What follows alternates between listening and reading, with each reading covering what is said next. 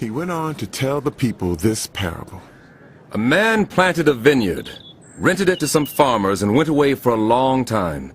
At harvest time, he sent a servant to the tenants so they would give him some of the fruit of the vineyard. But the tenants beat him and sent him away empty-handed.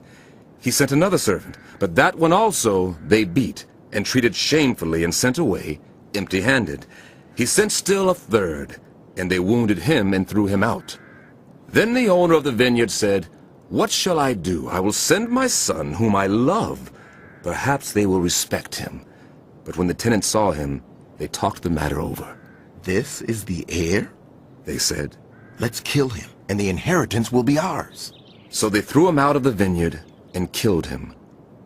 What then will the owner of the vineyard do to them? He will come and kill those tenants and give the vineyard to others. When the people heard this, they said, "God forbid." Jesus looked directly at them and asked, Then what is the meaning of that which is written? The stone the builders rejected has become the cornerstone. Everyone who falls on that stone will be broken to pieces, but anyone on whom it falls will be crushed. The teachers of the law and the chief priests looked for a way to arrest him immediately, because they knew he had spoken this parable against them. But they were afraid of the people.